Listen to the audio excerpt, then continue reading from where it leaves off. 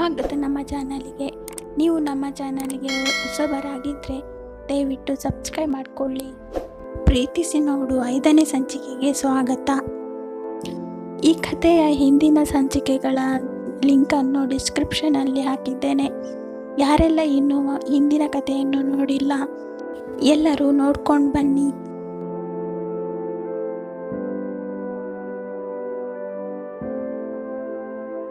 ನನ್ನ ಬೆವರಿದ್ದ ಕೆಂಪಾದ ಮುಖ, ಅವಳು ಕಚ್ಚಿದ ಬಾಯಿ, ತೀಕ್ಷ್ಣವಾದ ದೃಷ್ಟಿ ನೋಡಿ ಕೊಂಚ ತಡೆದು ನೋಡಿದರು. ಅವನ್ನ ಕಸ್ಟಡಿಗೆ ತಗೋ. ಹುಡುಗಿ ಏನಾದ್ಲು? ನಾನು ಶರ್ಟಿನ ತೋಳಿಗೆ ಹಣೆಯ ಬೆವರನ್ನು ಒರೆಸುತ್ತಾ ಗುಡುಗಿದೆ. ಯಾರೂ ಉತ್ತರಿಸಲಿಲ್ಲ. ಅವರು ನನ್ನ ಗುಡುಗಿನ ಬೆದರಿಕೆಗೆ ಕೊಂಚ ತಬ್ಬಿಬ್ಬಾದಾಗ ನಾನು ಪ್ಯಾಂಟಿನ ಹಿಂದಿನ ಜೇಬಿನಲ್ಲಿದ್ದ ಪರ್ಸ್ ತೆಗೆದು ನನ್ನ ಐಡೆಂಟಿಫಿಕೇಶನ್ ಕಾರ್ಡ್ ತೋರಿಸಿದೆ. ತಕ್ಷಣ ಮೂವರು ಸೆಟೆದು ನಿಂತು ಹಣೆಯ ಬಳಿಗೆ ಕೈಯೊಡೆದು ಗೌರವ ಸೂಚಿಸಿದರು. ಸರ್ಕಲ್ ಇನ್ಸ್ಪೆಕ್ಟರ್ ಜಗದೀಶ್ ನನ್ನನ್ನು ಕೂಡಲೇ ಗುರುತು ಹಿಡಿದರು. ಡ್ರೈವರನ್ನು ಕಾನ್ಸ್ಟೇಬಲ್ಗಳು ಹಿಡಿದುಕೊಂಡರು. ಮಫ್ತಿಲಿದ್ದೀರಿ ಸರ್? ನನಗೆ ಗುರುತು ಹತ್ತಲೇ ಇಲ್ಲ. Sorry sir. ನನ್ನ ಬಳಿಗೆ ಬಂದರು. ನಾನು ಯಾರೆಂದು ಅಷ್ಟರಲ್ಲಿ ಜನರಿಗೆ ತಿಳಿದು ಗುಸುಗುಸು ಪ್ರಾರಂಭವಾಯಿತು. ನಾನು ಎಲ್ಲರನ್ನೂ 2 ಕೈಗಳಿಂದ ದೂರ ತಳ್ಳುತ್ತಾ ಲಾರಿಯ ಕೆಳಗೆ ನೋಡಿದೆ. ಹೊರಗೆ ಕಾಣುತ್ತಿದ್ದ ಕಾಲುಗಳ ಮೇಲೆ ಯಾರದೋ ಕರಿಬಿಳಿ ಚೌಕಗಳಿದ್ದ ಕಂಬಳಿಯನ್ನು ಮುಚ್ಚಿದ್ದರು. ಆಂಬ್ಯುಲೆನ್ಸ್ ಒಂದು ಗಂಟೆ ಬಾರಿಸುತ್ತಾ ಬಂದಾಗ ಜನರೆಲ್ಲ ದೂರ ಸರಿದು ನಿಂತರು. ಪಾಪ ಹುಡುಗಿ ಇವತ್ತು ಯಾರ ಮುಖ ನೋಡಿ ಎದ್ದಿತ್ತೋ? ಅಡ್ವೊಕೇಟ್ ಶಿವನಾಥ್ ಮನೆ ಹುಡುಗಿ ಇದ್ದ ಆಗಿದೆ. ಅವಳೇ ದಿನ ಟೆನ್ನಿಸ್ಗೆ ಹೋಗ್ತಾ ಇದ್ದಿದ್ದು. ಪಾಪ ತಾಯಿ ಇಲ್ಲದೆ ಇದ್ದ ಹುಡುಗಿ. 2 ವರ್ಷಗಳಾಗಿಲ್ಲ ಇನ್ನು ತಾಯಿನ ಕಳ್ಕೊಂಡು. ಸೆಕೆಂಡ್ PUC ಓದ್ತಾ ಇದ್ಲು. ಅವರೆಲ್ಲರ ಮಾತು ನನಗೆ ಎಲ್ಲೋ ಕನಸಿನಲ್ಲಿ ಕೇಳಿಸಿದಂತಾಗಿತ್ತು. ಆಂಬ್ಯುಲೆನ್ಸ್ನಿಂದ ಡಾಕ್ಟರ್ ಒಬ್ಬರು ಇಳಿದು ಲಾರಿಯ ಕೆಳಗಿದ್ದ ಹುಡುಗಿಯ ಬಳಿ ತೂರಿ ಹೋದರು. 2 ಆರ್ಡರ್ಲಿಗಳು ಸ್ಟ್ರೆಚರ್ ಹಿಡಿದು ಅವರ ಹಿಂದೆನೂ ಹೋದರು. ಅಷ್ಟರಲ್ಲಿ ಆಕ್ಸಿಡೆಂಟ್ ಆದ ರೀತಿ ತಿಳಿದಿದ್ದ ಸರ್ಕಲ್ ಇನ್ಸ್ಪೆಕ್ಟರ್ ಜಗದೀಶ್ ನನ್ನನ್ನು ಪಕ್ಕದಲ್ಲಿ ನಿಂತು ಮೆಲ್ಲನುಸರಿಸಿದರು. ಸರ್, ನಿಮ್ಮ ಕೈಯೆಲ್ಲ ತರಚಿ ಹೋಗಿದೆ. ನೀವು ಆಂಬ್ಯುಲೆನ್ಸ್ನಲ್ಲೇ ಹೋಗಬಹುದು. ಫಸ್ಟ್ ಏಡ್ ಆದರೆ ವಾಸಿ, ಇಲ್ದಿದ್ರೆ ನಮ್ಮ ಜೀಪಲ್ಲೇ ಬನ್ನಿ ಸರ್. ಪರವಾಗಿಲ್ಲ. ಪಾಪ ಆ ಹುಡುಗಿ ಗತಿ ಏನೋ ಎತ್ತೋ. ನಾನು ಅವರತ್ತ ತಿರುಗಿ ಹೇಳಿದೆ.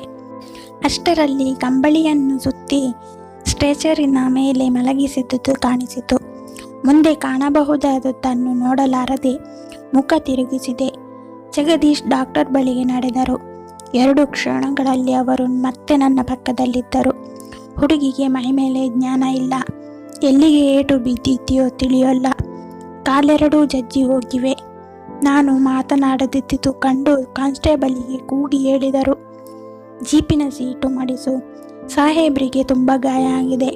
ಅವರ ಮೋಟಾರ್ ಸೈಕಲ್ ಹಾಜರು ಆದಮೇಲೆ ಸರಿ ಮಾಡಿಸಿ ಆಮೇಲೆ ತಗೊಂಡು ಬಾ. ಡ್ರೈವರನ್ನು ಅಟ್ಟಿಸಿಕೊಂಡು ಹೋಗಿ ಹಿಡಿದ ಆಯಾಸ, ಆಕಸ್ಮಿಕವಾದ ರಭಸ, ಆಮೇಲಿನ ಭಯಾನಕ ಹೃದಯ ವಿದ್ರಾವಕ ಘಟನೆಗಳು ನನ್ನನ್ನು ಯೋಚಿಸಲು ಆಗದಷ್ಟು ನಿರ್ಬಲನನ್ನಾಗಿ ಮಾಡಿತ್ತು. ಇನ್ಸ್ಪೆಕ್ಟರ್ ಜಗದೀಶ್ ವಯಸ್ಸಿನಲ್ಲಿ ನನಗಿಂತ ಬಹಳ ಹಿರಿಯರು. ಅವರು ಹೇಳಿದಂತೆ ಜೀಪ್ ಹತ್ತಿದೆ. ಜೀಪ್ ಆಂಬ್ಯುಲೆನ್ಸ್ನೊಡನೆ ಸರ್ಕಾರಿ ಆಸ್ಪತ್ರೆಯತ್ತ ಹೊರಟಿತು. ದಾರಿಯಲ್ಲಿ ನಡೆದ ಸಂಗತಿ ನಿಧಾನವಾಗಿ ತಿಳಿಸಿದೆ. ನನ್ನ ಮೊಣಕೈ, ಹಿಂಗೈ ಮೇಲೆ ಆಗಿದ್ದ ಗಾಯಗಳನ್ನು ಶುಚಿ ಮಾಡಿ ಔಷಧಿ ಹಾಕಿ ಆದ ಮೇಲೆ ಇನ್ಸ್ಪೆಕ್ಟರ್ ಮತ್ತೆ ನನ್ನನ್ನು ಜೀಪಿನಲ್ಲಿ ಕರೆದೊಯ್ದರು. ನನ್ನೊಡನೆ ಬನ್ನಿ ಸರ್, ಸ್ಟೇಷನ್ನಲ್ಲಿ ಕೊಂಚ ಸುಧಾರಿಸಿಕೊಂಡು ಹೋಗ್ಬೋದು ಎಂದರು. ಮೌನವಾಗಿ ಅವರನ್ನು ಹಿಂಬಾಲಿಸಿದೆ. ಕುಡಿಯಲು ಬಿಸಿ ಬಿಸಿ ಚಹಾ ಸರಿಸಿಕೊಟ್ಟ ಮೇಲೆ ನನ್ನ ಮನಸ್ಸು ಕೊಂಚ ಹದಕ್ಕೆ ಬಂತು. You are the eyewitness ಅಂದಮೇಲೆ ಇನ್ನೇನು, ನೀವೇ ಒಂದು ಸ್ಟೇಟ್ಮೆಂಟ್ ಕೊಟ್ಬಿಡಿ ಸರ್. ಆ ಬಡ್ಡಿ ಮಕ್ಕಳು ಲಾರಿಯವರು ಮೈ ಮೇಲೆ ನಿಗಾ ಇಟ್ಕೊಳ್ಳದೆ ಓಡಿಸ್ತಾರೆ. ಅವರಿಗೆ ಸರಿಯಾಗಿ ಬುದ್ಧಿ ಕಲಿಸಬೇಕು. ರಾಜನ್ನ ಕರೆಯೋ ಸಾಹೇಬ್ರು ಹೇಳೋದನ್ನ ಬರ್ಕೊಳ್ಳಿ. ನಾನು ಕುರ್ಚಿಗೊರಗಿ ಕಣ್ಮುಚ್ಚಿ ಎಲ್ಲವನ್ನು ನಡೆದ ಹಾಗೆ ವಿವರಣೆ ನೀಡಿದೆ. ನನ್ನ ಮನಸ್ಸು ಕೊಂಚ ಹಗುರವಾಯಿತು. ಎಲ್ಲವನ್ನು ಬರೆದಾದ ಮೇಲೆ ಕೊನೆಗೆ ನನ್ನ ರುಜು ಹಾಕಿದೆ. ಆ ಹುಡುಗಿ ಯಾರೋ ಗೊತ್ತಾಗಲಿಲ್ಲ.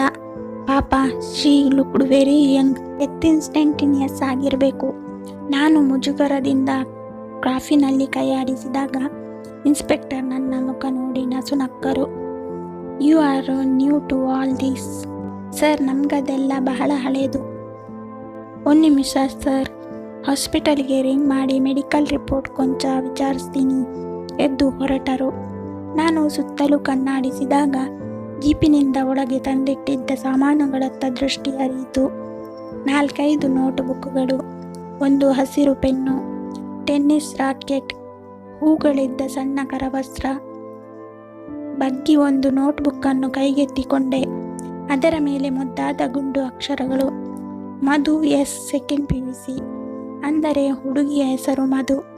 ಮಧು ಎಂತಹ ಸವಿಯಾದ ಹೆಸರು. ಪುಸ್ತಕವನ್ನು ತಿರುವಿ ಹಾಕಿದೆ. 2 ಜಡೆಗಳಿದ್ದ ಆ ಕಿಡಿನೋಟ ಬೀರಿದ ಮುದ್ದು ಮುಖ ನನ್ನ ಕಣ್ಣೆದುರು ಬಂದು ನಿಂತಿತು. I got the ad hoc report. ಹುಡುಗಿ ಅನ್ಕಾನ್ಶಿಯಸ್, 2 ಕಾಲುಗಳು ಕತ್ತರಿಸಿ ಹೋಗಿವೆಯಂತೆ. ಎಕ್ಸ್ರೇ ರಿಪೋರ್ಟ್ ಬಂದ ತಕ್ಷಣ ಫೋನ್ ಮಾಡ್ತಾರಂತೆ. ಎಲ್ಲೆಲ್ಲಿ ಎಷ್ಟು ಡ್ಯಾಮೇಜ್ ಆಗಿದೆ ಅಂತ. ಇನ್ನು ಎಕ್ಸಾಮಿನೇಷನ್ ನಡೀತಾ ಇದೆಯಂತೆ. ಕೇಸ್ ಅಷ್ಟು ಸೀರಿಯಸ್ ಅಂತಾನು ಹೇಳೋಕ್ಕಾಗಲ್ಲ ಅಂದರು. ಪೊಲೀಸ್ ಕೇಸ್ ಅಂದರೆ ಎಮರ್ಜೆನ್ಸಿ ವಾರ್ಡಿನಲ್ಲಿ ಕೆಲಸ ಸ್ವಲ್ಪ ಚುರುಕಾಗುತ್ತೆ. ಮನೆಯವರಿಗೆ ಇನ್ಫಾರ್ಮ್ ಮಾಡಿದ್ದಾರಂತೆ. ನಾನು ಹಾಗೆ ನೋಡ್ಕೊಂಡು ಬರ್ತೀನಿ. ಜೀಪ್ ಬಿಟ್ಬಿಟ್ಟು ಮೋಟಾರ್ ಸೈಕಲ್ನಲ್ಲಿ ಹೊರಡ್ತೀನಿ. ನೀವು ಸುಧಾರಿಸ್ಕೊಂಡ ಮೇಲೆ ಜೀಪ್ನಲ್ಲಿ ಮನೆಗೆ ಬಿಟ್ಬಿಟ್ಟು ಬರ್ತಾರೆ ಸರ್, ಹೇಳಿದ್ದೀನಿ. ನಾನು ಮೈಕೈ ಜಾಡಿಸಿ ಎದ್ದೆ. ಆ ಹುಡುಗಿ ಕೈಕಾಲು ಕಳೆದುಕೊಂಡೆ. ತಲೆಗೆ ಪೆಟ್ಟು ಬಿದ್ದು ಬುದ್ಧಿಭ್ರಮೆಯಾಗುವ ಸಂಭವ ಇರುವುದಕ್ಕಿಂತ ಜ್ಞಾನ ಬರುವ ಮುನ್ನ ಸಾವನ್ನಪ್ಪಿದರೆ ಸಾಕೆನಿಸಿತು. ಐ ವಿಲ್ ಆಲ್ಸೋ ಕಮ್, ನಡೀರಿ. ಬೇಡ ಸರ್, ಡಾಕ್ಟರ್ ಹೇಳಿದ್ದ ಹಾಗೆ ನಿಮಗೆ ಶಾಕ್ ಬೇರೆ ಆಗಿರಬೇಕು. ಒಂದು ಮಾತು, ನನ್ನ ಜೊತೆಯಲ್ಲಿ ಬನ್ನಿ. ದಾರಿಲಿ ನಮ್ಮ ಡಾಕ್ಟರ್ ಮಹಾದೇವ್ ಹತ್ತಿರ ತೋರಿಸ್ಬಿಟ್ಟು ನಿಮ್ಮನ್ನು ಮನೆಯಲ್ಲಿ ಬಿಟ್ಬಿಟ್ಟು ನಾನು ಹೋಗ್ತೀನಿ. ತುಂಬ ಲೇಟ್ ಆಯಿತು. ಆಗಲೇ ರಾತ್ರಿ 9 ಗಂಟೆ ಸಮಯ. ಬೆಳಿಗ್ಗೆ ಬಂದು ನೋಡ್ಬಹುದಲ್ಲ. ನಾನು ಅನುಮಾನಿಸಿದೆ. ಇನ್ಸ್ಪೆಕ್ಟರ್ ವಯಸ್ಸಲ್ಲಿ ಅನುಭವದಲ್ಲಿ ಹಿರಿಯರು. ಅವರು ಹೇಳಿದ್ದು ನಿಜ. ಈಗ ನಾನು ಹೋಗಿ ಮಾಡಬಹುದಾದರೂ ಏನು? ಹಾಗೆಯೇ ಆಗಲೆಂದು ಒಪ್ಪಿ ಅವರೊಡನೆ ಮತ್ತೆ ಜೀಪ್ ಹತ್ತಿದೆ. ದಾರಿಯಲ್ಲಿ ಡಾಕ್ಟರ್ ಮಹಾದೇವ್ ಬಳಿಗೆ ನನ್ನನ್ನು ಕರೆದೊಯ್ದು ಮತ್ತೆ ಗಾಯಗಳ ಪರೀಕ್ಷೆ ಮುಗಿಸಿ ಅವುಗಳು ಆದ ಬಗ್ಗೆ ವಿವರಿಸಿ ಹೇಳುತ್ತಿದ್ದಾಯಿತು. ಡಾಕ್ಟರ್ ಕೆಲವು ಮಾತ್ರೆಗಳನ್ನು ಕೊಟ್ಟು ಮಲಗುವ ಮುನ್ನ ತೆಗೆದುಕೊಳ್ಳಬೇಕೆಂದು, ಗಾಯಗಳೆಲ್ಲ ಮೇಲ್ಗಾಯಗಳೆಂದು, ರಸ್ತೆಯಲ್ಲಿ ಬಿದ್ದದ್ದು ಮೋಟಾರ್ ಸೈಕಲ್ ತಗುಲಿರಬಹುದೆಂದು ಅನುಮಾನಿಸಿ ಟೆಟ್ವ್ಯಾಕ್ ಇಂಜೆಕ್ಷನ್ ಒಂದನ್ನಿತ್ತರು. ಕೈಗಳ ಮೇಲೆ ಅಲ್ಲಲ್ಲೇ ಡ್ರೆಸ್ಸಿಂಗ್ ಹಾಕಿದರು. ನನ್ನನ್ನು ಮನೆಯ ಬಳಿ ಇಳಿಸಿ ಇನ್ಸ್ಪೆಕ್ಟರ್ ಹೇಳಿದರು, ನಿಮ್ಮ ಮೋಟಾರ್ ಸೈಕಲ್ ರಿಪೇರಿಯಾದ ಮೇಲೆ ಕಳಿಸಿಕೊಡ್ತೀನಿ ಸರ್. ಅಲ್ಲಿವರೆಗೂ ಬೇಕಾದರೆ ನನ್ನ ಗಾಡಿಯನ್ನು ಉಪಯೋಗಿಸ್ಕೋಬಹುದು. ಬೇಡ ಥ್ಯಾಂಕ್ಸ್, ನಾಳೆ ಬಂದು ನೋಡ್ತೀನಿ. ನಾನು ಅವರ ಔದಾರ್ಯಕ್ಕಾಗಿ ವಂದನೆ ಸಲ್ಲಿಸಿ ಮನೆಯೊಳಗೆ ಬಂದೆ. ನನಗಾಗಿಯೇ ಕಾಯುತ್ತಾ ಏನೋ ಮಾತನಾಡುತ್ತಾ ಕುಳಿತಿದ್ದ ಅಣ್ಣ ಅತ್ತಿಗೆ ನನ್ನನ್ನು ನೋಡುತ್ತಲೇ ಬೆಚ್ಚಿಬಿದ್ದರು. ಏನಾಯಿತು? ನಿನ್ನ ಮೋಟಾರ್ ಸೈಕಲ್ ಎಲ್ಲಿ? ಬಿದ್ಯಾ? ಆಕ್ಸಿಡೆಂಟ್ ಆಯ್ತಾ? ಅಣ್ಣ ಕಕ್ಕುಲತೆಯಿಂದ ಕೇಳಿದನು. ತುಂಬ ಸ್ಪೀಡಾಗಿ ಬಿಡ್ತೀಯಪ್ಪ. ಏನು ಗತಿ ಹೀಗಾದರೆ? ಸ್ವಲ್ಪನೂ ಗಮನ ಇರೋಲ್ಲ. ಇಲ್ಲಿ ನೋಡಿ, ಆ ಹಾಳು ಮೋಟಾರ್ ಸೈಕಲ್ನ ಯಾರಿಗಾದ್ರೂ ಬಿಟ್ಟಿದಾನವಾಗಿ ಕೊಟ್ಬಿಡಿ. ಇಲ್ದಿದ್ರೆ ನಾನೇ ಸೀಮೆ ಎಣ್ಣೆ ಸುರಿದು ಅದಕ್ಕೆ ಬೆಂಕಿ ಹತ್ತಿಸ್ಬಿಡ್ತೀನಿ. ಅತ್ತಿಗೆಗೆ ಕೋಪ ದುಃಖಗಳ ಸಮ್ಮಿಲನವಾಗಿತ್ತು. ಸದ್ಯ ಇವತ್ತು ಮಕ್ಕಳನ್ನ ಕರ್ಕೊಂಡು ಹೋಗಿರಲಿಲ್ಲ ಅಲ್ವಾ? ನನ್ನ ಪ್ರಾಣ ಕೊಟ್ಟಾದರೂ ನಿಮ್ಮ ಮಕ್ಕಳ ಪ್ರಾಣ ಉಳಿಸ್ತಾ ಇದ್ದೆ. ನಾನು ಅತ್ತಿಗೆ ಎತ್ತ ನೋಡಿ ನಗುತ್ತಾ ಹೇಳಿದೆ, ಬಿಡ್ತು ಅನ್ನು. ಸದ್ಯ ನಿಂಗೇನಾದರೂ ಆದರೆ ನನಗೆ ಸಂತೋಷ ಅನ್ನೋ ಹಾಗೆ ಮಾತಾಡ್ತಿದೆಯಲ್ಲ. ಆಗಲೇ ಅತ್ತಿಗೆ ನನ್ನ ಮುಂಗೈ ಹಿಂಗೈ ತಿರುಗಿಸಿ ನೋಡುತ್ತಾ ಹೇಳಿದರು, ಅಯ್ಯೋ ದೇವ್ರೆ, ಇಷ್ಟು ಕಡೆ ಗಾಯ ಆಗಿದೆ ನೋಡು. ತಲೆ ಗಟ್ಟಿದೆ ಅಂತ ಕಲ್ಲಲ್ಲಿ ತಲೆ ಚಚ್ಕೋತಾರ? ಎಷ್ಟು ರಕ್ತ ಸುರಿದಿದೆ ನೋಡು. ಬಟ್ಟೆ ಮೇಲೆಲ್ಲ ಏನಾಯಿತು ಹೇಳು? ಯಾರಿಗಾದ್ರೂ ಡಿಕ್ಕಿ ಹೊಡಿದ್ಯಾ? ಏನೂ ಆಗಲಿಲ್ಲ, ಮೋಟಾರ್ ಸೈಕಲ್ ಸ್ಕಿಡ್ ಆಯಿತು ಎಂದಷ್ಟೇ ಹೇಳಿ ನನ್ನ ರೂಮಿಗೆ ಹೋಗಿ ಮಂಚದ ಮೇಲುರುಳಿದೆ. ಹಾಗೆ ಕಣ್ಮುಚ್ಚಿದೆ. ನನ್ನ ಮೈಮನಗಳೆರಡು ಸೋತಿದ್ದವು. ಕಣ್ಮುಚ್ಚಿದ್ದರೂ ಆ ಹುಡುಗಿಯ ಮುಖ, ರಕ್ತಸಿಕ್ತವಾದ ಕಾಲುಗಳು, ಹರಡಿ ಬಿದ್ದಿದ್ದ ಅವಳ ಪುಸ್ತಕಗಳು ರ್ಯಾಕೆಟ್ ಕಣ್ಣು ಮುಂದೆ ನಿಲ್ಲುತ್ತಿತ್ತು. ಎಲ್ಲೋ ಯಾರೋ ಎದೆ ಹಿಡಿಯುವಂತೆ ಚೀರಿದಂತಾಯಿತು. ಕಿವಿ ಮುಚ್ಚಿ ಕಣ್ಮುಚ್ಚಿ ಹೊರಳಾಡಿದೆ. ಅಣ್ಣ ಒಳಗೆ ಬಂದು ಹೇಳಿದನು, ಮೋಹನ್, ಬಟ್ಟೆ ಬಿಚ್ಚಿ ಬದಲಾಯಿಸು, ಊಟ ಮಾಡಿ ಮಲ್ಕೋ. ಜಾಸ್ತಿ ಏಟು ಬಿದ್ದಿಲ್ಲ ತಾನೆ? ಡಾಕ್ಟರಿಗೆ ಫೋನ್ ಮಾಡ್ಲೇನು? ಬೇಡ ಅಣ್ಣ, ಡಾಕ್ಟರ್ ಹತ್ರ ಹೋಗಿನೇ ಬಂದಿದ್ದೀನಿ. ಸ್ವಲ್ಪ ಸುಧಾರಿಸ್ಕೊಂಡು ಬಟ್ಟೆ ಬದಲಾಯಿಸ್ತೀನಿ. ಅಣ್ಣನ ಹಿಂದೆಯೇ ಬಂದ ಅತ್ತಿಗೆ ಉಪಚಾರ ಹೇಳಿದರು.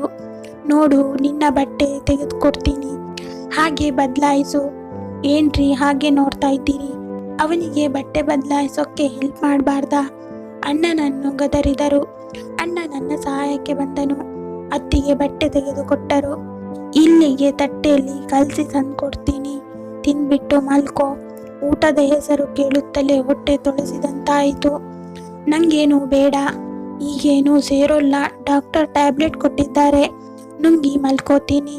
ಅವನಿಗೆ ಹೇಗೆ ಸರಿಯೋ ಹಾಗೆ ಮಾಡಲಿ ಬಿಡು, ಆಮೇಲೆ ಸುಧಾರಿಸಿಕೊಂಡು ತಿಂತಾನೆ.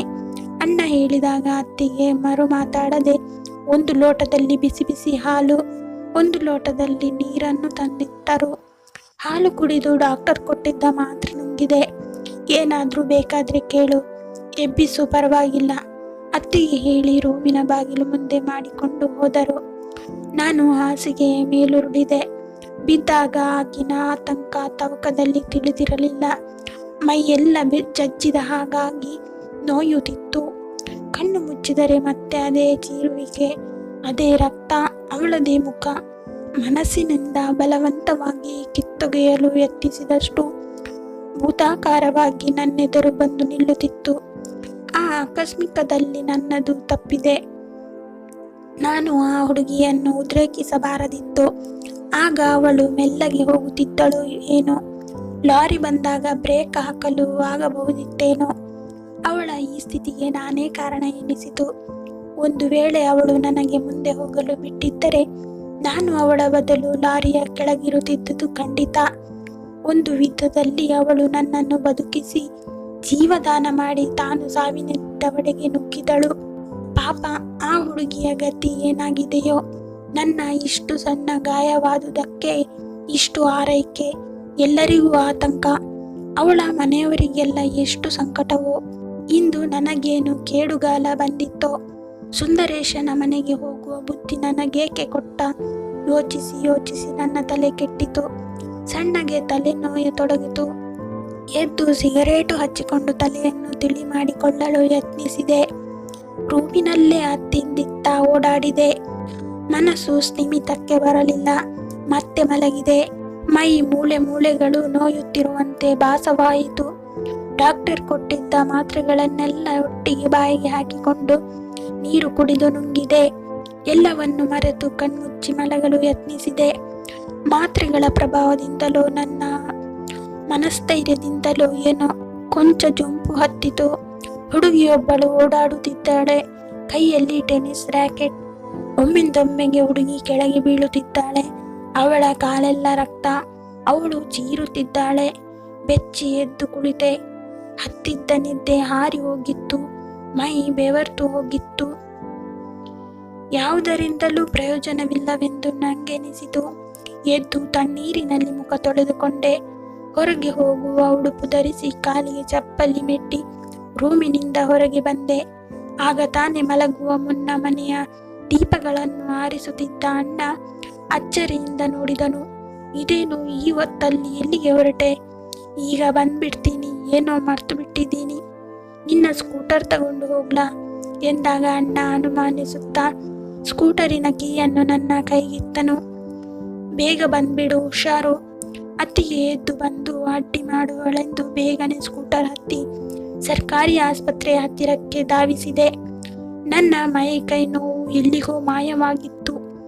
ಎಮರ್ಜೆನ್ಸಿ ವಾರ್ಡಿನತ್ತ ತಿರುಗಿ ಸ್ಕೂಟರ್ ನಿಲ್ಲಿಸಿ ಒಳಗೆ ನಡೆದೆ. ಬಾಗಿಲಲ್ಲೇ ಕಾನ್ಸ್ಟೇಬಲ್ ಮತ್ತೊಬ್ಬನ ಹತ್ತಿರ ಮಾತನಾಡುತ್ತಿದ್ದನು. ನನ್ನನ್ನು ನೋಡುತ್ತಲೇ ನೆಟ್ಟಗೆ ನಿಂತು ಗೌರವ ಸಲ್ಲಿಸಿ ನನಗೆ ಒಳಗೆ ಹೋಗಲು ತೆರವು ಮಾಡಿಕೊಟ್ಟನು. ನಾನು ಅಲ್ಲೇ ನಿಂತು ಅವನನ್ನು ಪ್ರಶ್ನಿಸಿದೆ, ಏನಾಯಿತು? ಆಪರೇಷನ್ ಥಿಯೇಟರ್ನಲ್ಲಿದೆ, ಮನೆಯವರು ಬಂದಿದ್ದಾರೆ. ಅವನು ನಮ್ರನಾಗಿ ಉತ್ತರಿಸಿ ಒಳಗೆ ನಡೆದನು. ನಾನು ಹಿಂಬಾಲಿಸಿದೆ. ವಾರ್ಡಿನ ಹೊರ ಆವರಣ. ನಾನು ಸುತ್ತಲೂ ಕಣ್ಣಾಡಿಸಿದೆ. ನರ್ಸ್ಗಳು ಅತ್ತಿಂದಿತ್ತ ಓಡಾಡುತ್ತಿದ್ದರು. ನೈಟ್ ಡ್ಯೂಟಿಯ ಡಾಕ್ಟರ್ಗಳು ಅಲ್ಲಿ ಇಲ್ಲಿ ನಿಂತು ಮೆಲುದನಿಯಲ್ಲಿ ಮಾತನಾಡುತ್ತಿದ್ದರು. ನಾನು ಅಲ್ಲಿದ್ದ ಒಬ್ಬ ಡಾಕ್ಟರ್ ಬಳಿಗೆ ಹೋಗಿ ನಿಂತೆ. ಸಂಜೆ ಲಾರಿ ಆಕ್ಸಿಡೆಂಟ್ ಕೇಸ್ ಏನಾಯಿತು? ನಾನು ಪೊಲೀಸ್ ಇನ್ವೆಸ್ಟಿಗೇಷನ್ನಿಂದ ಬಂದಿದ್ದೀನಿ. ನನ್ನ ಐಡೆಂಟಿಫಿಕೇಶನ್ ಕಾರ್ಡ್ ತೋರಿಸಿದೆ. ಡಾಕ್ಟರ್ ನನ್ನನ್ನು ಮತ್ತೊಬ್ಬ ಡಾಕ್ಟರರ ಬಳಿಗೆ ಕರೆದೊಯ್ದರು. ಆತ ಇನ್ನೂ ಆಪರೇಷನ್ ಮೇಲುವಸ್ತ್ರ ತೆಗೆದಿರಲಿಲ್ಲ. ಇವರೇ ಅಟೆಂಡ್ ಮಾಡಿದ್ದು, ವಿಚಾರಿಸಿ. ಆತನನ್ನು ನಾನು ಪ್ರಶ್ನಿಸಿದಾಗ ಆತ ತಕ್ಷಣ ಉತ್ತರಿಸಲಿಲ್ಲ. ಕೈಗಳನ್ನು ಮೇಲುವಸ್ತ್ರದ ಮೇಲೆ ಉಜ್ಜಿಕೊಂಡರು. ಅನಂತರ ತಲೆ ತಗ್ಗಿಸಿ ಉತ್ತರಿಸಿದರು. ಈ ಕತೆ ಮುಂದುವರಿಯುವುದು. ಈ ಕತೆ ಇಷ್ಟ ಆಗಿದ್ದರೆ ಲೈಕ್ ಮಾಡಿ, ಸಬ್ಸ್ಕ್ರೈಬ್ ಮಾಡೋದನ್ನು ಮರಿಬೇಡಿ. ಧನ್ಯವಾದಗಳು.